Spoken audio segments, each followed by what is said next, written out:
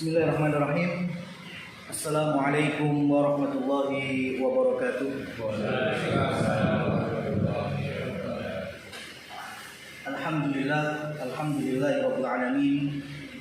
Wassalatu wassalamu ala asrofil anbiya'i wal mursalin wa ala alihi wa ashabihi wa man tabi'ahum bi ihsanin ila yaumiddin. Amma ba'd. Kaum muslimin muslimat rahimani wa rahimakumullah. Alhamdulillah pada kesempatan kali ini kita kembali bermajlis dalam rangka salah satu bentuk ketakwaan kita, membangun volume keimanan kita dengan memperdalam syariat-syariat Allah, dan Allah menyanjung dan memujinya dengan siapa yang Allah kehendaki kebaikan pada dirinya. Man yuridillahu bihi khairan yufaqihu fiddin, maka niscaya Allah akan fakihkan atau pahamkan agama pada mereka. Lebih khususnya lagi pada kesempatan kali ini memang jadwalnya adalah jadwal kita mengenal fikih ibadah.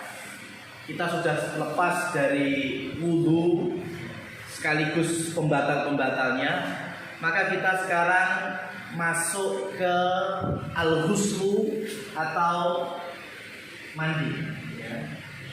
Al-ghuslu atau mandi. Mandi di sini bukan bermakna cuma nyegerme awak, Mas, tapi memang mandi dengan satu niat khusus. Ya, jadi yang membedakan adalah niat. Bisa jadi setiap hari kita mesti mandi. Yang mau sekolah atau yang mau beraktivitas, atau mungkin yang selesai mengerjakan pekerjaan rumah, mandi. Ya, tapi belum tentu masuk dalam kategori mandi dalam fikih besar kaum muslimin. Dan hanya di kaum musliminlah ada syariat mandi.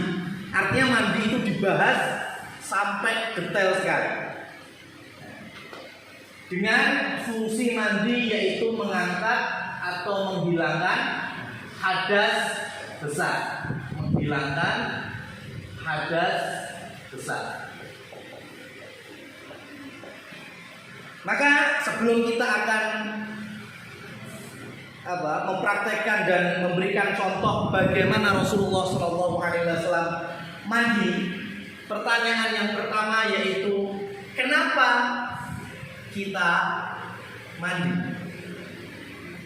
Atau perkara-perkara hal-hal yang mewajibkan kita harus mandi, ya, yang mewajibkan kita harus mandi. Dimulai dari yang poin yang pertama. Kaum muslimin wajib untuk mandi dalam kategori janabah atau junub, ya, atau junub. Dan ini saya pecah lagi ada 3. Ya, junub atau janabah terjadi karena 3. Yang pertama adalah karena hubungan suami istri, ya, alias hubungan sah halal, ya, yang menyebabkan sampai ini, kalau saya agak mohon maaf ya, ini bahasa hari ini kan bahasa lekor sensitif. Tapi ilmu masalahnya ini ya, saya sampaikan harus, yaitu keluar mandi. Itu wajib mandi. Ya, ini insya Allah difahami oleh semua yang sudah berkeluarga. Masalahnya sekarang yang kedua, keluar mandi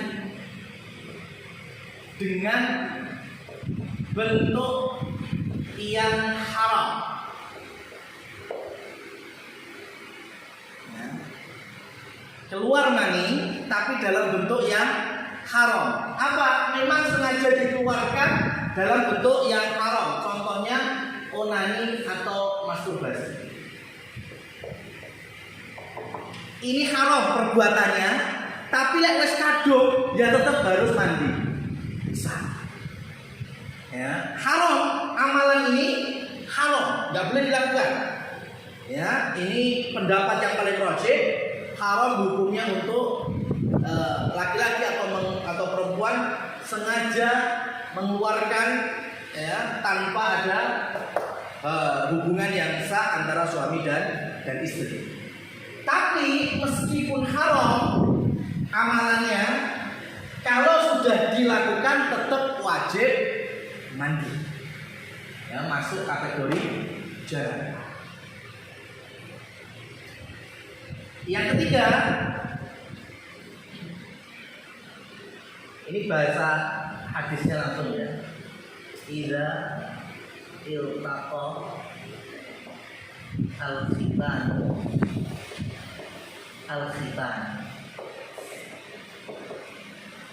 Ini yang ketiga, Rasulullah SAW bersabda, "Idza iltaqal khitanul khitana faqad wajabal ghuslu."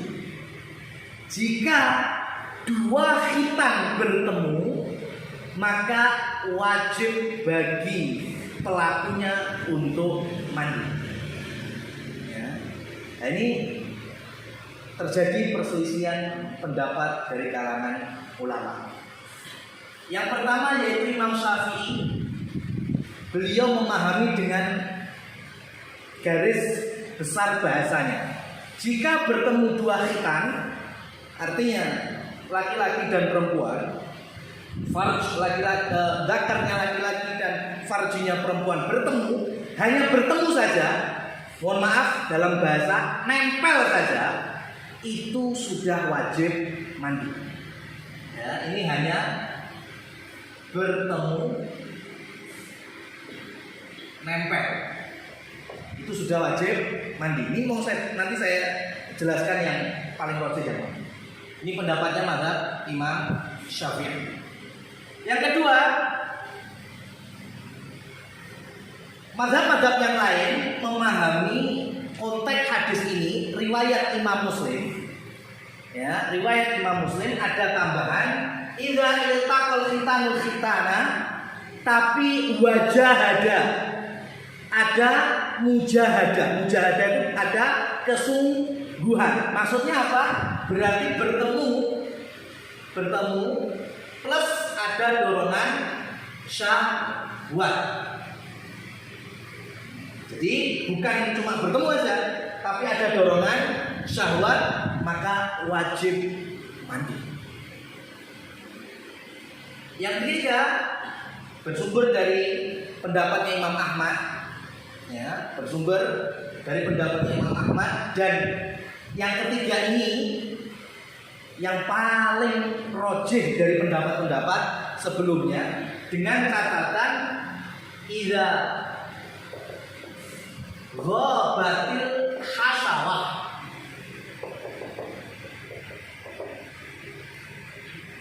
Jadi mohon maaf ya nih, saya bingung nyari bahasanya. Ya. Idza ghabatil hasawah, jadi apabila suami ya sebagian dari zakarnya sudah, mohon maaf, nyelup ke istri, maka disitulah wajib mandi.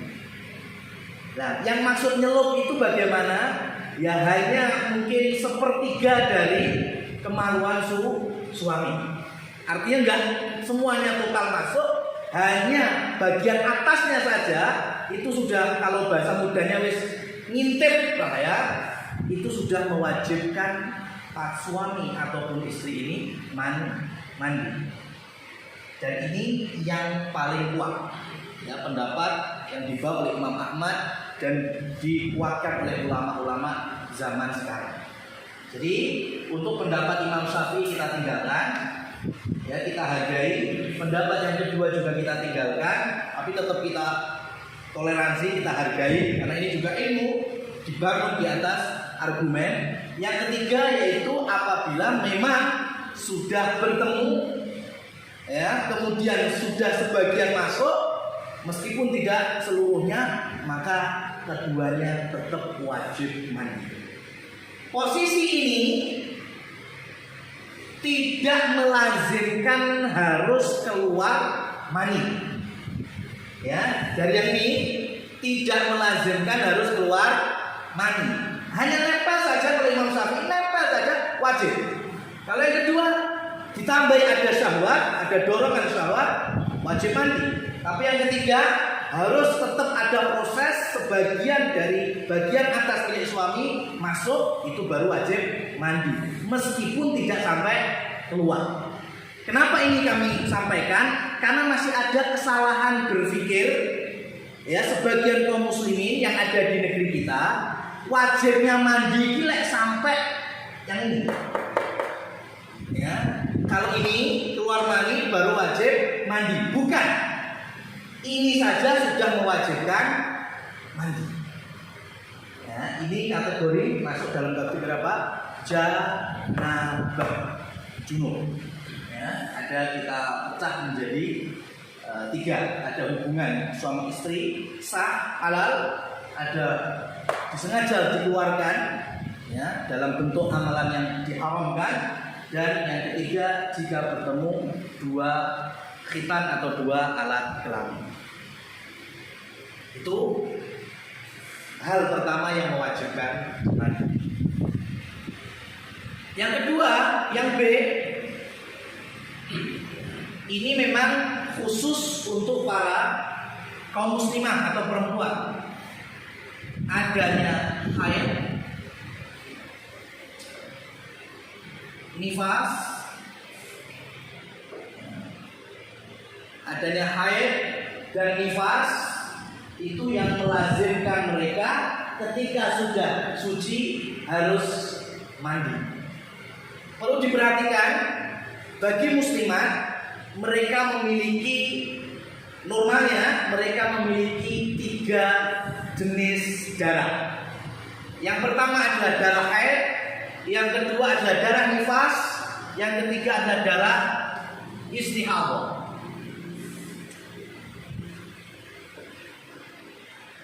Yang mewajibkan mereka mandi yang ini saja, haid dan nifas.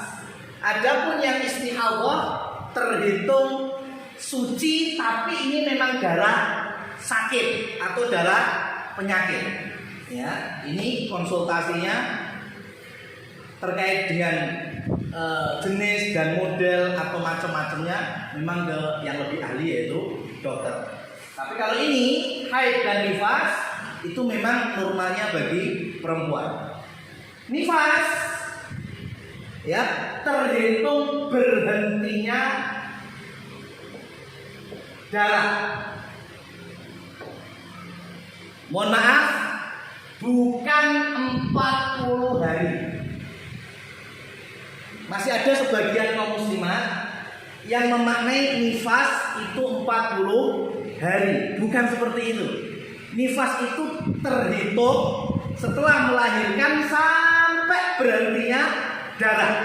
Kalau ternyata seminggu berhenti berarti nifasnya cuma seminggu. Kalau cuma 2 minggu sampun mandek berarti nifasnya 2 minggu. Mungkin enten sing 3 minggu, enten sing sebulan. Ya, tapi juga ada yang 40 hari. Mungkin ada yang sampai 50 hari. Jadi perkaranya, sudut penilaiannya bukan 40 hari tetapi berhentinya darah. Ya, itu untuk nifas. Untuk haid, ya, untuk haid ini juga ada catatan. Haid itu disebut haid dengan model pertama tikror. Tikror itu pengulangan rutin. Ya, pengulangan rutin. Perempuan semuanya hafal. ya, pengulangan rutin setiap bulan, ya, berapa durasinya dan seterusnya. Selain itu, yaitu dengan hitungan hari, bukan tanggal. Dan ini sudah maklum semenjak zaman Rasulullah SAW. Beliau bersabda kepada para muslimat, da'i as-salata sitan aw sab'an. Bagi para wanita muslimat, tinggalkan sholat 6 hari atau 7 hari. Artinya masa haid di zaman Rasulullah itu nggak bakal jauh beda kalau nggak 6 hari 7 hari. Ya, maka ini perempuan yang lebih paham berapa hari masa haid mereka masing-masing. Kalau ternyata sudah hari ke-7, kemudian biasanya 7 hari terus, kok ternyata hari ke-8 masih keluar, maka itu sudah masuk hitungan istihadah. Artinya dia sudah suci, boleh melaksanakan sholat ataupun puasa, meskipun mungkin diawali dengan mandi terlebih dahulu, ya, karena dia sudah selesai haidnya, ya. Atau mungkin dalam gambaran yang lain, hari pertama, hari kedua, hari ketiga keluar darah, hari keempat hilang, hari kelima juga hilang, maka tetap terhitung apa? Haid. Kenapa? Karena pengalaman sebelumnya pasti 7 hari. Jadi berhenti di hari ke-7. Jadi hitungannya hari, jangan tanggal. Karena di zaman Rasul hari bukan tanggal. Atau berikutnya, kalau masih bingung masalah hari, yaitu melihat dari sudut pandang jenis darah. Ya, lagi-lagi ini perempuan yang lebih memahaminya. Jadi perempuan itu sangat mampu dan seharusnya mampu membedakan ini darah haid, ini bukan darah haid. Selagi dia masih punya sangkaan darahnya ada darah haid, maka saat itu masih terhubungi haid. Ya. Dan yang terakhir, ada, nggak tahu ya kalau di Indonesia ya, tapi dalam fikih itu dimasukkan. Ada orang yang nggak tahu masa haidnya. 6 dino apa 7 dino ya, gak mudeng. Ya wes delengen. Ya, jenis darahnya seperti apa? Gak mudeng juga. Ya, mbok menawa ada perempuan yang seperti ini. Islam tetap sudah memberikan solusinya. Tanya kepada yang terdekat. Tanya kepada kerabat terdekat seperti ibu atau mbak, ya, atau bule. Ya, kebiasaan ibunya haidnya berapa hari, atau kebiasaan mbaknya haidnya berapa hari. Kalau ternyata ibunya haidnya 6 hari, berarti disamakan. Oh, masa haid saya 6 hari. Ini kalau yang hari dan jenis darah tidak paham, tapi ini jarang sekali. Ya, enak ya, masya Allah, yang tentang. Ya cuma Islam tetap membawa solusi. Ya, Islam tetap membawa solusi.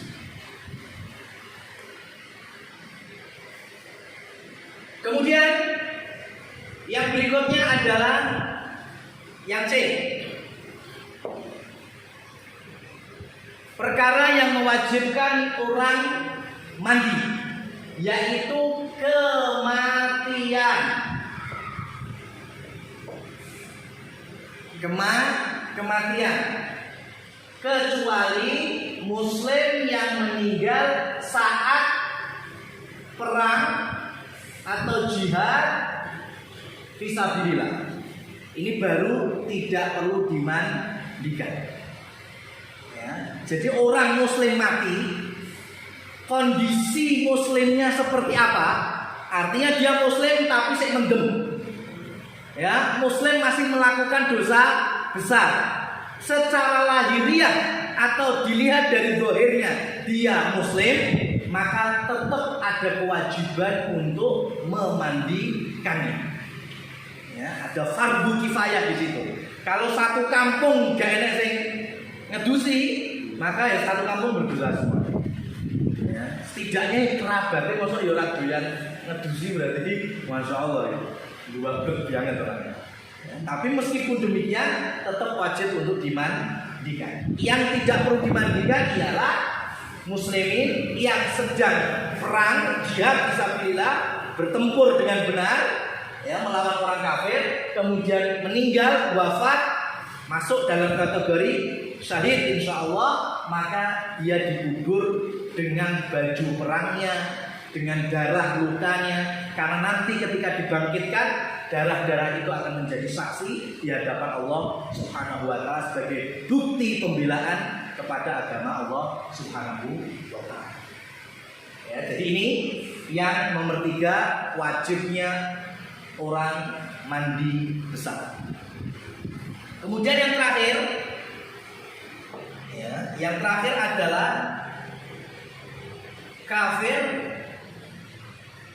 ya, masuk Islam. Orang kafir yang masuk Islam. Cuma ini menjadi perselisihan ulama. Apakah orang kafir yang mau bersahadat atau selesai bersahadat wajib mandi? Sebagian para ulama wajibkan, tapi sebagian besar dan yang lebih rajih dari pendapat seluruh ahli ilmu, hukumnya hanya sunnah saja. Ya. Orang kafir yang kemudian masuk Islam atau mau bersahadat, ya, kemudian mandi, itu hukumnya sunnah, nggak sampai wajib. Jadi ringkasnya yang jelas menjadi kewajiban orang itu mandi ya ada berapa ya? Kami nambah satu tadi. Nambah satu. Nambah. Itu mimpi itu. Yang mimpi. Oh di sini. Ya di sini. Kan di junub kan masuknya. Ya maksudnya junub. Berarti kan keluarnya mani di sini. Dianggap mimpi. Oke. Barakallahu fiik. Ya, mimpi karena mimpinya keluar mani. Karena memang ada yang mungkin nggak mimpi tapi keluar, bisa jadi itu bukan mani karena kecapean, karena suatu penyakit, ya, jadi bukan mani. Itu nggak wajib untuk mandi. Tapi kalau mimpinya mimpi basah keluar mani dan saat itu ada rasa kenikmatan di dalam mimpinya, itu yang menyebabkan wajibnya mandi. Sebetulnya sebagian ahli fikih, ya, sebagian kecil saja, nggak kita masukkan di sini, kita sampaikan saja karena tidak terlalu kuat, adalah orang yang selesai memandikan mayit. Ya, orang yang selesai memandikan mayit, itu sebagian kecil dari ahli ilmu, ya, dari para ulama memasukkan wajib untuk mandi besar. Tapi ini pendapat yang sangat kerdil sekali. Artinya kerdil itu sangat tidak kuat. Ya, jadi orang kalau mau mau selesai memandikan mayit, mau mandi ya silahkan, mau wudhu saja ya silahkan, enggak dua-duanya juga silahkan. Karena mau mandi mau wudhu itu enggak sampai wajib. Ya. Jadi janabah atau junub dengan rinciannya sudah kita jelaskan. Kemudian masalah haid atau nifas, ya, sekilas sudah telah kita sampaikan. Kemudian kematian seseorang muslim selain di tengah kancah jihad dan masuk Islamnya atau syahadatnya kafir. Tapi cenderung dari jumhur ulama menyatakan hanya sunnah. Tapi dipahami gini. Sekarang kita akan menerangkan sifatnya mandi besar.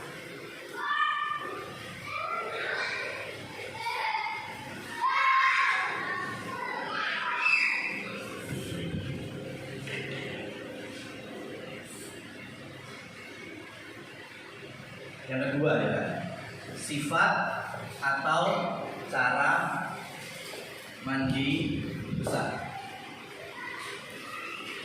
Di dalam fikih Islam sumbernya adalah hadis dari Aisyah radhiyallahu anha dan Maimunah radhiyallahu anha.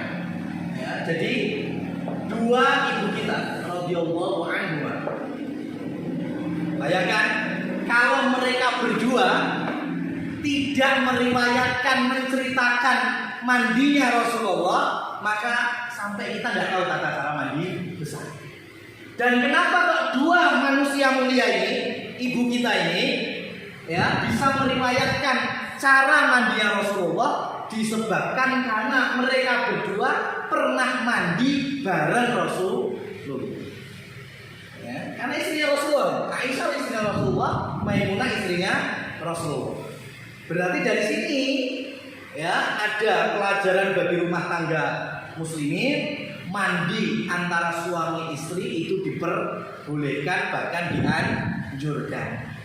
Ya, jangan sampai ada alasan ala wis tuwa Ustaz, ya. Karena ketika Rasulullah mandi dengan Maimunah itu istri terakhir yang dinikahi Rasul. Ya, kurang lebih di tahun ke-7 Hijriah. Berarti kalau Rasulullah SAW usia hijrahnya 53 tahun, kemudian 7 tahun di Madinah, berarti 53 tambah 7 60 tahun. Rasulullah usia 60 tahun itu mandi bareng Maimunah. Ya, insya Allah dari yang kapung lebih 60 kan ini. Oh, silahkan. Ya. Jadi Rasulullah mandi bareng mereka berdua, sehingga mereka berdua bisa mengajarkan kepada kaum muslimin bagaimana tata cara mandi Rasulullah SAW. Nah, di antara keduanya ini memang ada sedikit perbedaan. Hanya ada sedikit perbedaan. Yang kalau kami pribadi cenderung memakai yang riwayat Aisyah radhiyallahu taala anha. Tapi nanti tetap kita akan sampaikan yang versinya Maimunah. Kenapa? Karena kalau mau digunakan dua-duanya itu boleh. Ya, tapi kita akan menerangkan yang riwayat Aisyah terlebih dahulu. Yang pertama, tentunya sudah niat kita untuk mandi. Sekarang kita membasuh atau mencuci. Ya, mencuci. Dunganya dulu. Bismillah dulu ya. Kosok enggak bismillah. Bismillah sebelum masuk toilet.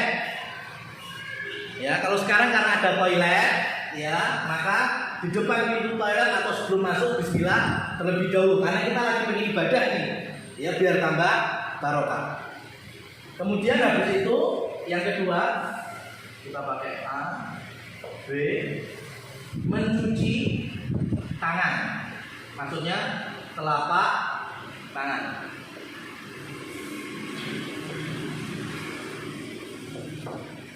Ya, silakan dicuci dulu. Mau pakai gayung boleh, mau pakai gayung masih air dari gayung ya. Kemudian pakai sabun silakan boleh. Ya. Jadi di sini sudah terkumpul niat untuk mandi. Jadi nggak perlu niat itu dalam hati ya. Nggak perlu nawaitu al-husla li raf'il hadasil akbar, nggak perlu. Kan niat itu dalam hati. Allah sudah tahu kalau kita pengen mandi besar untuk ibadah. Mencuci tangan sebanyak 3 kali. Habis itu wudu dengan sempurna. Wudu dengan sempurna. Wudu. Bentar. Yang C mencuci, mohon maaf, mencuci kemaluan. Ya, mencuci kemaluan terlebih dahulu. Baru kemudian yang D wudu secara sempurna.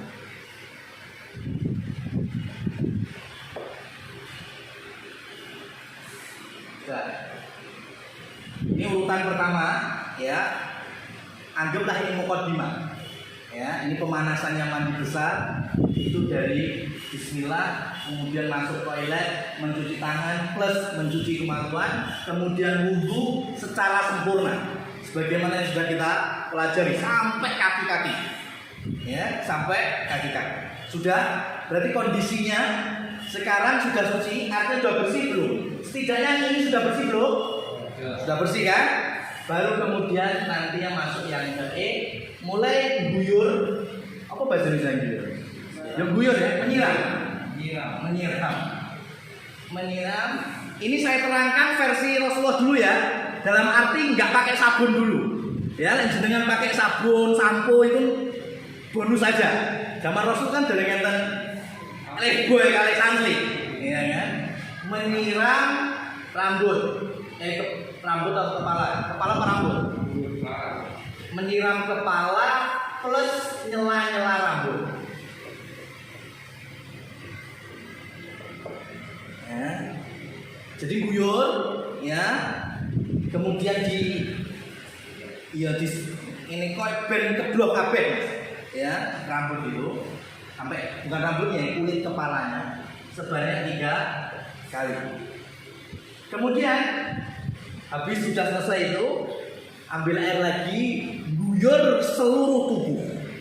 Guyur seluruh tubuh, berarti bahasanya guyur menyiram badan ya, menyiram keseluruhan badan, didahulukan bagian kanan, ya, sampai terbasahi semuanya.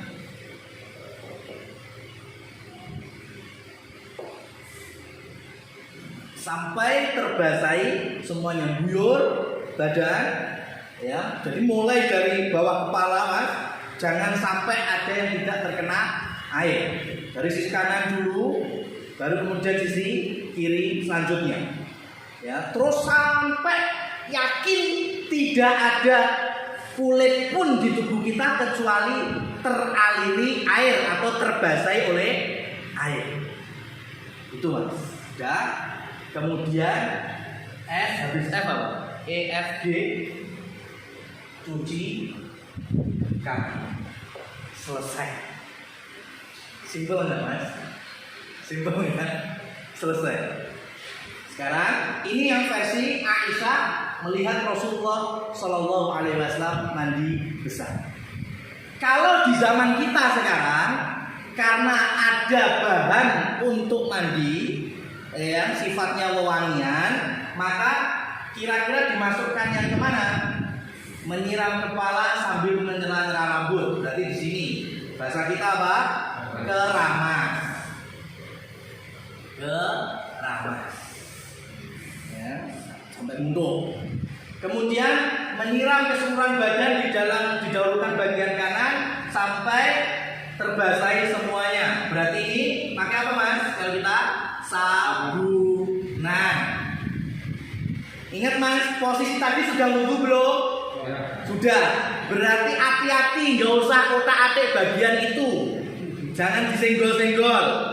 Ya, kalau memang sengaja disenggol, ya pengen dikenai sabun, umpamanya, berarti nanti wudu lagi.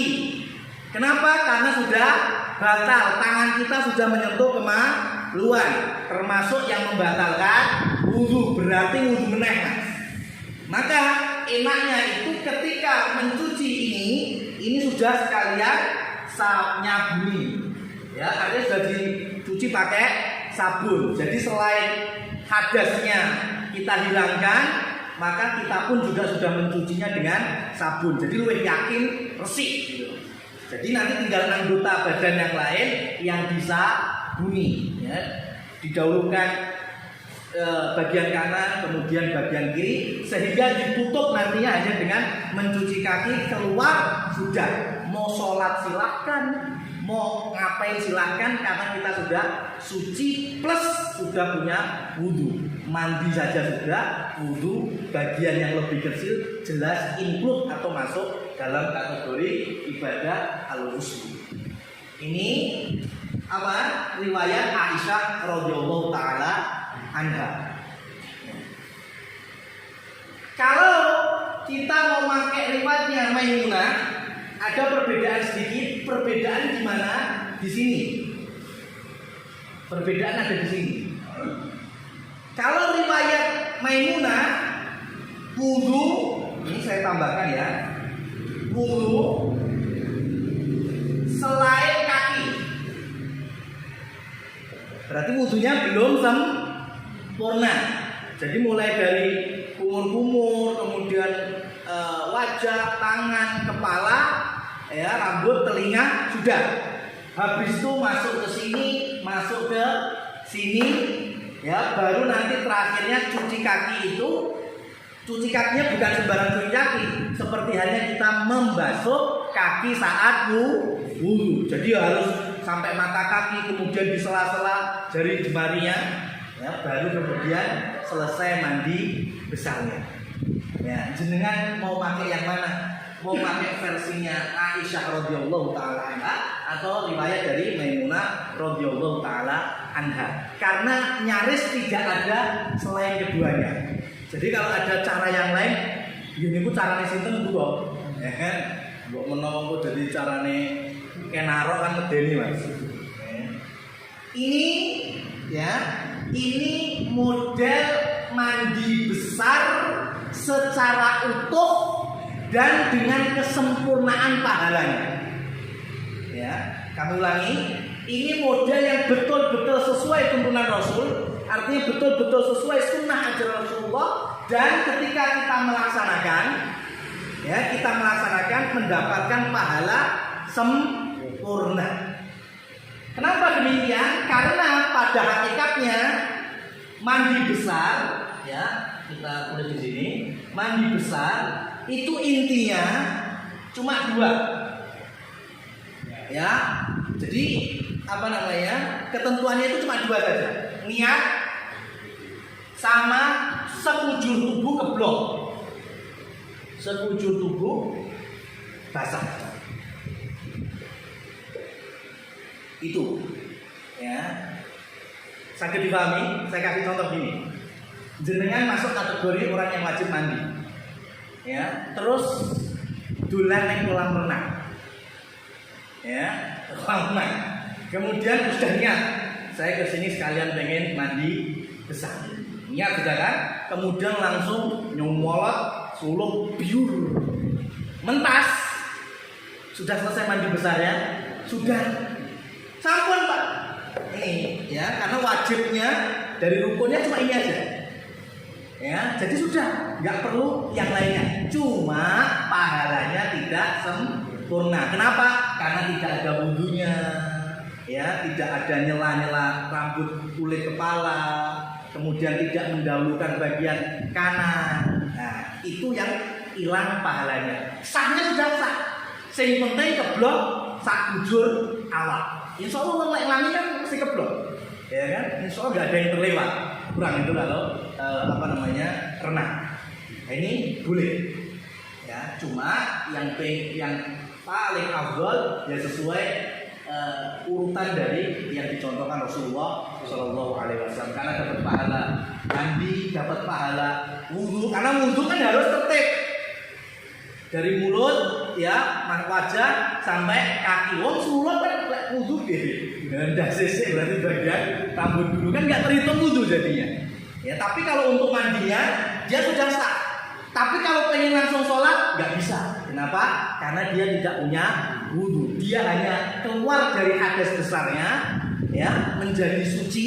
Tapi untuk sholat wajib ngambil wudhu. Beda dengan ini. Kalau ini sudah ada wudhu dia. Jadi lepas dari mandi mau melaksanakan sholat apapun boleh. Silakan. Ya. Bisa dipahami? Ya. Jadi inilah Bapak-bapak, ibu-ibu, muslimin muslimat yang dirahmati Allah, rentetan tata cara mandi jenazah. Mandi jenazah nggih sami. Jenazah juga sama. Yang membedakan lek jenazah ora iso buyur dhewe, itu tok. Kalau jenazah nggak bisa guyur sendiri, malah medeni Mas. Ya. Tapi coba sekarang, kalau ada jenazah, ya, sudah bujur, sudah dimandikan. Intinya kalau jenazah laki-laki yang mandikan laki-laki. Ya, kalau jenazah perempuan yang mandikan perempuan, kecuali kalau antara pasangan bisa ngelakuin sendiri. Ya, suami mandikan istri, istri mandikan jenazah suami itu nggak masalah. Tapi di luar pasangan, laki-laki dengan laki-laki, perempuan dengan perempuan. Coba, yang pertama jelas Bismillah. Yang kedua, ya membersihkan dulu, ya membersihkan telapak tangannya di iji, kemudian membersihkan kemaluannya itu kan sampai isi wetengi, ya dipijat-pijat, diurut-urut sampai keluar, resik, dicebokin, ya. Kemudian habis itu diapain mas? Diwudui, ya kan? Diwudui sampai selesai, kemudian diguyur air, dimulai dari bagian kanan luar, kanan depan, dimiringi kanan buri, kemudian lumah lagi kiwo ngarep, dimiringi kiwo buri, kan gitu. Sudah selesai, ya. Oh, kramasinya belum tadi, ya dikramasi dulu sebelumnya, ya. Kemudian selepas itu basuhan terakhir atau bilasan terakhir memakai kapur barus atau minyak-minyak tertentu yang dijual itu supaya harumnya terjaga. Nah, penggantinya kalau manusia masih urip bukan pakai kapur barus, pakai cuci kaki atau pakai sabun itu kan. Sudah sama apa enggak mas? Sama. Jadi jenengan belajar mandi besar untuk orang yang hidup sama dengan mandi besar untuk mayit. Ya, cuma bedanya ini bisa nafas, jenazah sudah nggak punya. Kemudian mungkin ada beberapa sesuatu yang ada ganjalan. Contohnya bagi wanita atau istri maupun ibu, ketika wajib mandi disebabkan janabah setelah berhubungan dengan suami, kemudian mandi, dan setelah mandi, mohon maaf sekali lagi mohon maaf, masih tersisa cairan suami, ya atau bahkan sampai netes, bagaimana hukumnya? Apa dibaleni mandinya atau tidak usah? Maka Islam sangat memudahkan muslimat, tidak perlu diulang, ya tidak perlu diulang. Jadi meskipun sudah mandi selesai, ini sudah selesai total, kemudian ternyata merasa bahwa cairan suami yang keluar, ya bahkan mungkin sampai netes, itu meskipun itu betul cairan milik suami, tapi si istri tidak dikenakan lagi hukum orang yang berhadas karena sudah mandi, ya meskipun masih ada sisanya. Bisa dipahami ya? Sudah masuk atau bisa? Ada dulu. Silakan. Ada terlebih dahulu. Enten pertanyaan apa betul? Monggo kita buka pertanyaan. Secara materi sudah selesai gitu ya, ya kan? Terkait dengan tata cara mandi.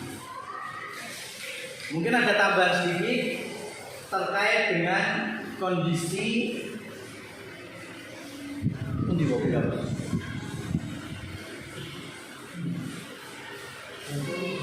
Oh ya Allah.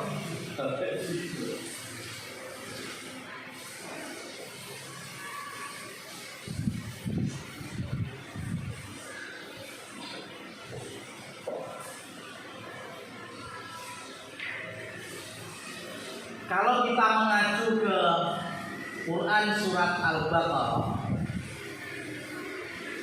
ya, ayat 222 terkait dengan suami yang memiliki istri, kemudian istrinya dalam kondisi haid, ya, ataupun nifas, itu dilarang untuk menggaulinya hatta yabhurna, sampai perempuan dari istri-istri tadi sudah bersuci, ya.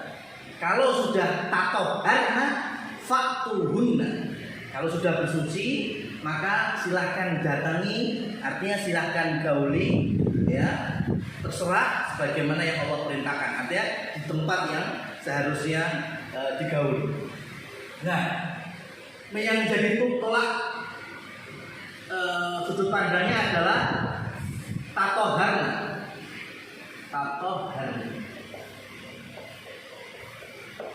Tatoharna ini bukan suci tetapi bersuci. Beda loh Mas. Suci dan bersuci. Contohnya adalah istri ya pada jam ini mungkin sudah suci, artinya sudah tidak ada darah, bahkan sudah tidak ada flek sama sekali, sudah bersih. Ya, perempuan paham akan hal ini. Masalahnya sekarang, apakah sudah halal untuk digauli oleh suaminya? Maka jawabannya tidak. Ini masih haram. Sampai si istri bersuci, mandi besar karena selepas masa haid, baru kemudian halal untuk digauli. Meskipun habis itu mandi lagi, ya itu urusan sedina sajud pindho ping telu, yaitu ya kita kembalikan kepada yang bersangkutan. Artinya jangan kemudian golek penak. Artinya sudah suci, nah kemudian mau mandi sekaligus saja Pak, pengen pora, ya kemudian selesai, baru kemudian mandi besar karena habis haid, mandi besar karena habis hubungan, nah itu nggak boleh, ya jadi harus bolehnya digauli selepas istri bersuci, ya bersuci baru boleh. Begitu juga saat selepas nifas sama. Jadi harus selesai nifas, kemudian mandi dulu, kemudian kalau suaminya menginginkan, ya kemudian terjadi junub lagi, ya mandi lagi. Gitu. Ya, ada yang ditanyakan? Monggo. Yang bapak ini susah untuk bertanya ini. Apa ya? Yang ibu-ibu, monggo. Mengenai mandi jenazah, Ya. Ketika mayat itu meninggal dalam keadaan kecelakaan, Ya. nah itu apakah masih boleh dimandikan itu? Karena orang mengetahui kondisinya itu seperti itu. Kalau jenazahnya itu jenazah yang abnormal, dalam artian seperti hanya yang ditanyakan kecelakaan, maka hal-hal yang semacam ini masuk kategori VVIP. Ya, apa itu VVIP? Yang kelasnya lain. Ya, kalau yang normal-normal itu kelas ekonomi. Ya, kelas ekonomi, kelas biasa. Tapi ada beberapa kondisi yang memang itu nggak masuk kelas ekonomi. Kelasnya VVIP, ya, memang abnormal nih, ya, unik sendiri. Maka ada hukum tertentu. Misalnya ada jenazah, ya, Kelly di Tengklek namanya 3 hari atau mungkin lebih lama lagi. Itu saja diangkat aja sudah meropol, ya kan, karena kembung dan sebagainya. Bagaimana ini kalau memang sudah tidak layak untuk dimandikan alias harus sudah langsung dikuburkan, maka nggak dimandikan juga nggak apa-apa. Seperti hanya masih di awal-awal musim pandemi itu, ya itu kan juga sudah nggak ada yang mandikan, ya langsung dikuburkan. Ini yang namanya VVIP, ya VVIP itu ada hukum khusus karena sedang berada di jalur yang tidak normal. Ya. Kalau masalah tego nggak tego, itu urusan perasaan, bukan masuk dalam kategori hukum. Ya. Seperti hanya ada orang yang istihadah, yang perempuan istihadah. Istihadah itu kan darah nggak normal, itu darah penyakit, berhubungannya sama dokter dan yang sejenisnya. Itu kondisi si wanita suci, artinya sholat wajib, puasa juga wajib. Nah bagaimana dengan darah? Salah satu manajemennya ya pakai pembalut atau yang semisalnya.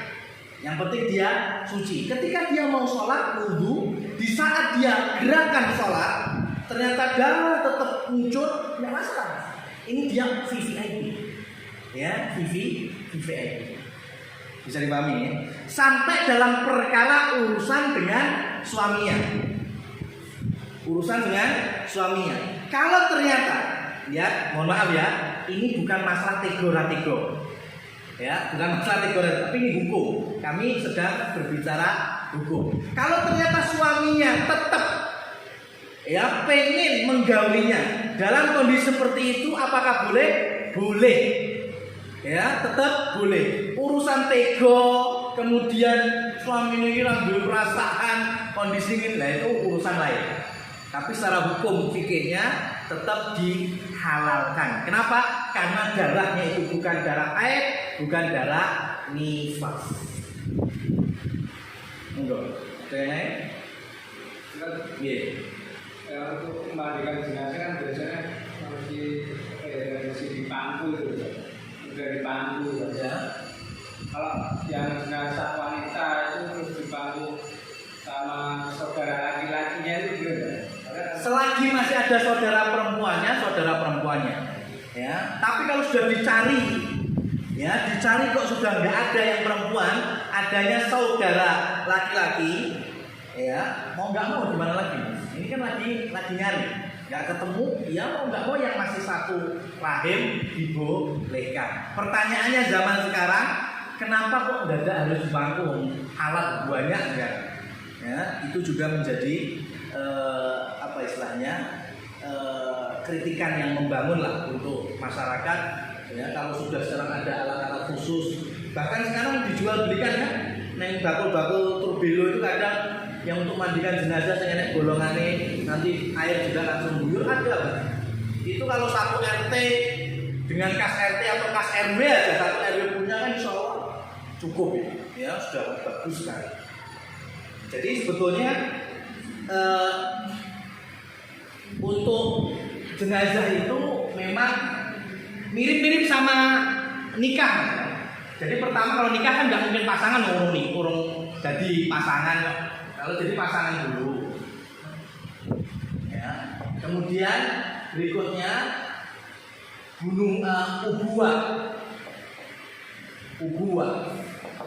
ubuah itu berarti bapak ke atas, ya ibu ke atas kalau perempuan, ya mungkin masih ada mbahe, mungkin masih ada mbah yute, masih ada canggahe, nggak apa-apa itu boleh memandikannya, ya.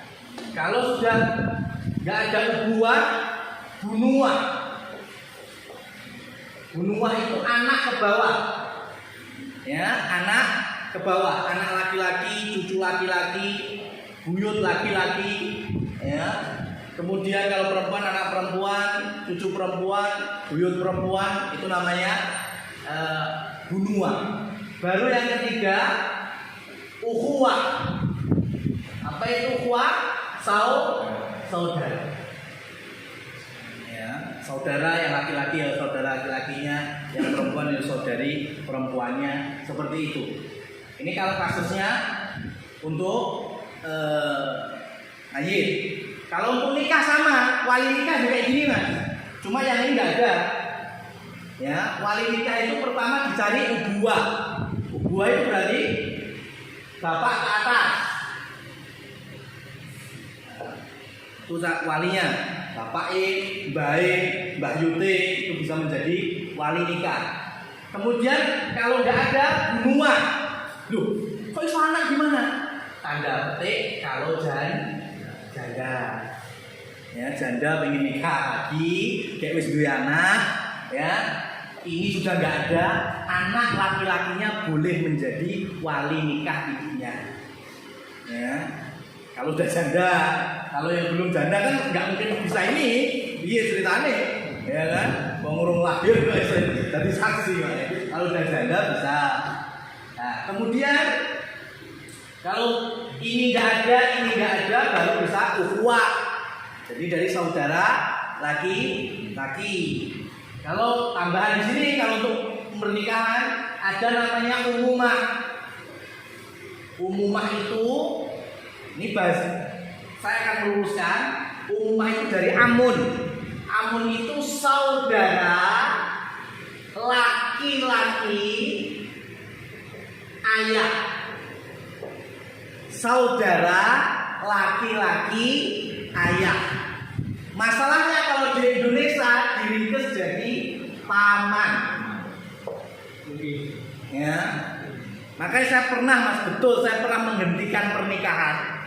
Bukan menghentikan, merusak pernikahan karena udah terjadi. Ya, jadi kami tausiah nikah, diundang tausiah nikah. Ya, akadnya itu habis tausiah dulu, baru kemudian akad. Jadi saya diminta sekaligus menjadi saksi nikah. Kemudian di situ ada mempelai laki-laki, kemudian ada yang menikahkan. Ya, jadi dari wali perempuan. Selesai diucapkan, aku nikahkan kamu dengan putri ini, anaknya bapak ini dengan mas kawin sekian. Si laki-laki menjawab, aku terima nikahnya, selesai. Sudah selesai mas akadnya? Sudah. Habis itu ternyata dari belakang ada jamaah undangan njawil. Pak Ustaz, niku mau sing nikahne sanes bapake. Ya, sanes bapake. Itu spontan saya, nuwun sewu. Niki bapake putri niki sinten? Ujug-ujug nang kursi ngarep nang. Kula Pak Ustaz. Lho, lah jenengan apa sudah nikah nih? Ya kan jenengan bapake. Kula niku grogi lek nang ngarep, ya kan dredekan. Oh ngoten. Lah terus jenengan wakile sinten? Niku leke. Nah, terus tak leke niki, ini bahasa Indonesia berarti kan paman. Kula tanglet. Mas, jenengan saudaranya bapak niku? Bukan Ustaz. Loh, lah terus sampean sinten? Saya ini saudaranya ibunya. Saudaranya ibunya. Kalau bahasa Indonesianya apa? Yo paman masalahnya. Ya kan? Paman. Nah ini ya, kalau tidak dikembalikan pada asli maknanya bubrah. Enggak boleh Mas, sampai enggak boleh jadi wali nikah. Yang boleh itu paman dari sisi ayah. Maka definisi ini saudara laki-laki ayah. Kalau cuma diartikan paman, nanti ya saudara laki-laki ibu ya paman. Padahal itu tidak boleh jadi wali nikah. Jadi yang dimaksud dengan umumah itu saudara laki-laki ayah. Jelas ya? Terus ngantos-ngantos. Oke, monggo.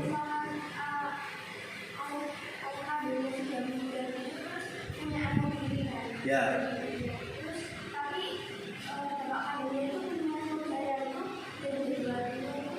Saudara bapaknya yang ini, ya, bukan ayah. Maka di Indonesia nyebutnya ayah tiri. Gimana mboten? Kalau dalam syariat, dalam fikihnya itu namanya zaujul bojone ibuku. Bener yang mana? Yang mana yang bener aslinya? Ya, yang bener yang mana? Bener apa ya?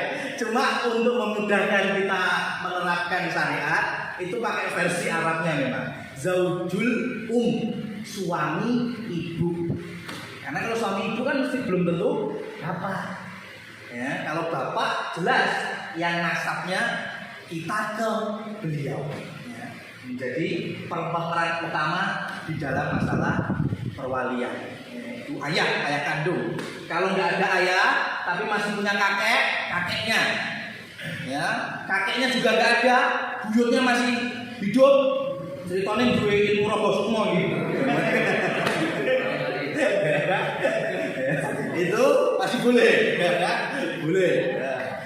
Ya. Kalau nggak ada, baru nanti ke sini. Kalau janda, boleh langsung ke sini. Sudah? Ada lagi? Iya, monggo. Iya. Saya bertanya Pak, pada kali pernikahan, Ya. misalnya bapaknya itu masih hidup. Bapaknya masih hidup. Misalnya. Ya, ini masih hidup. Tapi karena ada masalah, misalnya keluarga bagaimana, anak itu nggak mau diwali sama bapaknya itu juga.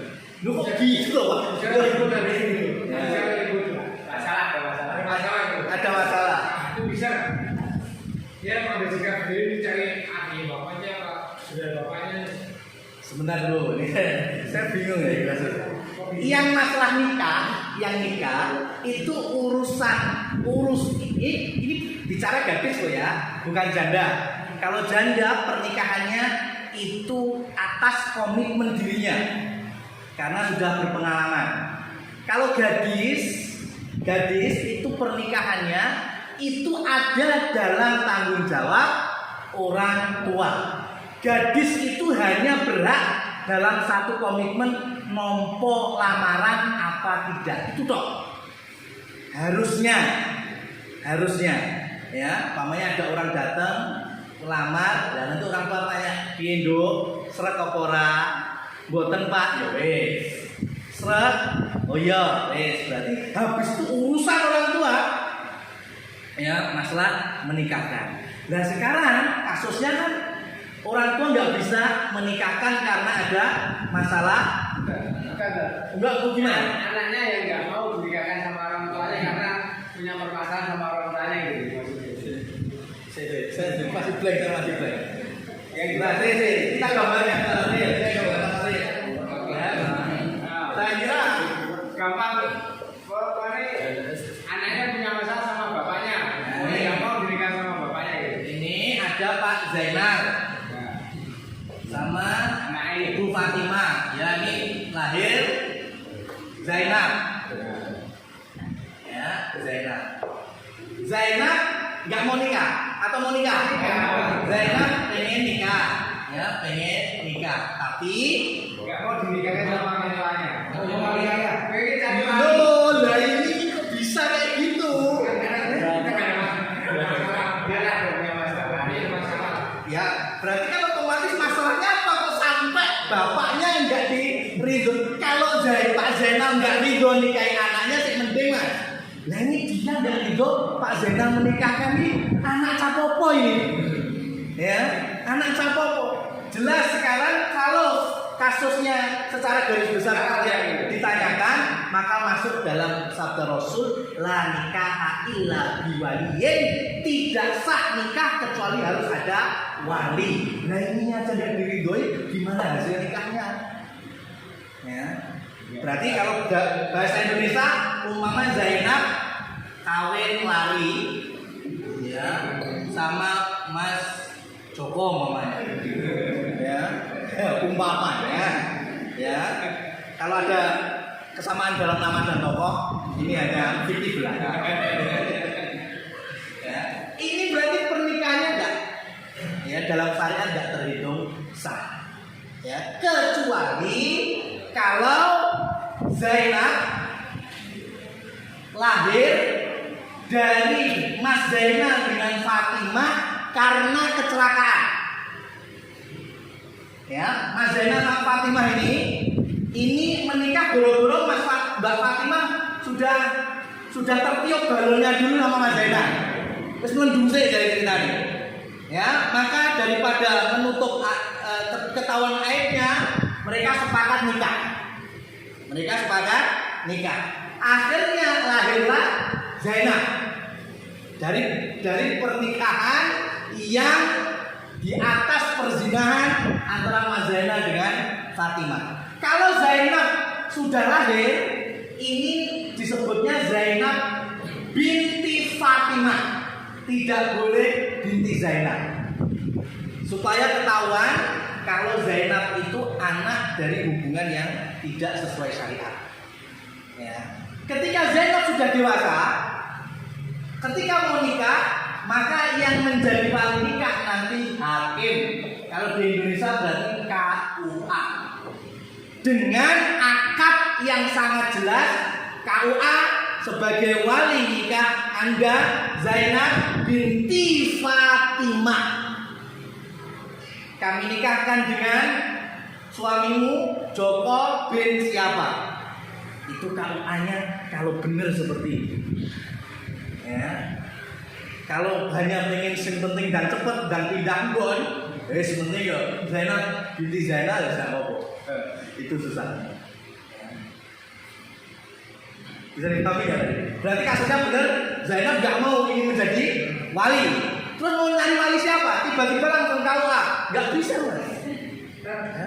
Ini misalnya dari dua dunia ya. Ya. Kan ada orang pakai itu makan bayar menjadi wali kan ada. Nah itu tenggogor tengpuncak kata.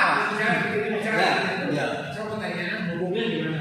Hukumnya Misalnya hukumnya penghulu moden petugas KUA ya yang mau dibayar seperti itu, jangankan masalah sama Allah, Indonesia wajah kena gravitasi apa gratifikasi gitu membanget ya, apalagi sama Allah. Itu yang namanya kalau bahasa kita belenjani hukum Allah. Ya, karena duit. Ya, karena duit. Karena ada beberapa memang KUA itu yang hanya simpel seperti hanya tadi pengalaman tadi. Saya juga sempat mau ngapunten Pak KUA, jenengan mboten anu nyerat riyen to niki waline sinten. Ya kula kinten pun paham. Ngoten sing penting kan dicatet kok. Ya kan? Ini siapa saksinya niki. Palingnya nih siapa paman. Ngoten tok. Mboten dicatet paman dari ayah atau paman dari ibu. Mboten catet ngoten. Kula mawon nikah niku pengalaman nggih. Kula nikah niku sampai Pak KUA yang menjadi saksi karena nikahkan langsung mertua. Menjadi saksi itu kan pertama tanya-tanya dulu untuk catatan. Ya, padahal kan sudah ada N5, N berapa itu surat gitu. Ya. Nah, itu kemudian ditanya, "Pripun Mas, sudah siap?" Pak, lek mboten siap kula mau dari Madiun enggak sampai Palembang, Pak. Ya, saya sudah sampai Palembang ini berarti siap banget. Ya, enggak perlu ditanyakan jenengan siap apa enggak. Le orang ganteng ini loh Pak, siap. Ya kan? Yang kita itu udah sih, kita itu wis gredeg, ya kan? Wis macam-macam dadak ditekoni, sudah siap Mas. Waduh. Nah itu enggak perlu, ternyata enggak perlu. Demikian ya, semoga bisa kita ambil manfaatnya. Oh, ini mau satu lagi. Lah kok enggak ada yang mandi besar atau jenazah menikah. Nih, monggo.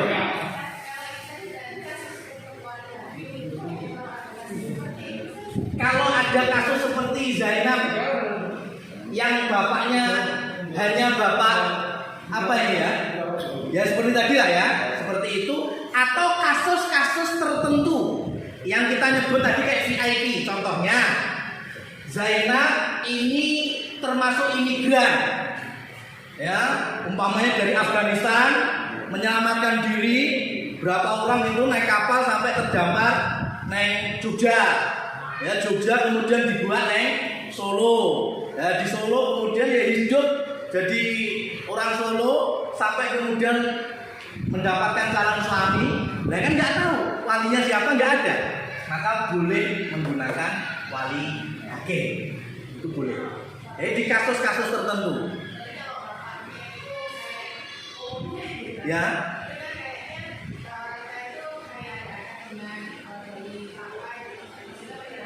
Oh itu hanya mewakilkan, boleh. Itu namanya mewakilkan, dibolehkan. Ya, dibolehkan. Ya sebetulnya lebih afdolnya ya bapak sendiri. Jenengan namanya bapak kagungan putri terus tunggal. Mosok pas hari akad nggih jenengan nopo walikan ke KUA kan jan mana sih. Ya, karena pahala menikahkan putri itu pahalanya besar. Ya, menikahkan putri termasuk tanggung jawab orang tua. Jadi kalau hanya sebatas mewakilkan, jadi bapak aslinya atau wali dari ubuahnya itu ada hadir tapi dipasrahkan ke Pak KUA, hukumnya boleh, ya boleh saja. Ya tapi kalau bisa biar apa istilahnya hal-hal yang dulu kan mungkin diwakilkan karena memang pertama. Dulu orang itu kadang Al-Fatihah juga hafal. Sing hafal tuh Pak Mudin sama KUA. Sahadat ya mohon maaf mungkin Pak Ting Ceritot. Ya, sehingga ya orang dulu nggak bisa dipaksakan ke Pak KUA. Sekarang insya Allah jenengan sahadat kan udah fase. Dan akad itu nggak perlu sahadat, ya memulai nggak perlu sahadat. Kita sudah muslim semua. Bahkan terkadang kalau di kelas saya ngajar para santri itu saya jelaskan bahwa akad itu nggak perlu salaman, harus kudu ini orang ini orang sah, nggak ada Mas, ya nggak ada akad harus ini, wah kudu ini nggak bisa. Nah, kemudian satu tarian nafas, ya pokoknya saya terima nikah harus satu tarian nafas, saya ambekan orang sah, nggak ada itu. Ya, silakan. Posisi lagi dredeg lo, keringet saja jagung, ya, nggak perlu sebenarnya. Cuma karena kita ada di posisi wilayah yang melazimkan jabat tangan, ya tidak apa-apa lah. Kalian nanti jabat tangan ya silakan. Ya, cuma kita tetap sampaikan bahwa jabat tangan itu nggak termasuk rukun akad.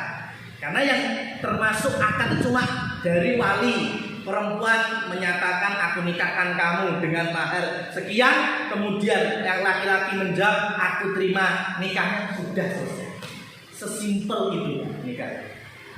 Tapi kalau sekarang harus jabat tangan ya monggo silakan jabat tangan ya, tapi nggak perlu lek orang gendong rasa itu. Nggak lebih kalau terlalu. Mengatakan ya, subhanallah wa bihamdika asyhadu an la ilaha illa anta astaghfiruka wa atubu ilaik. Wabillahi taufiq wal hidayah. Wassalamualaikum warahmatullahi wabarakatuh.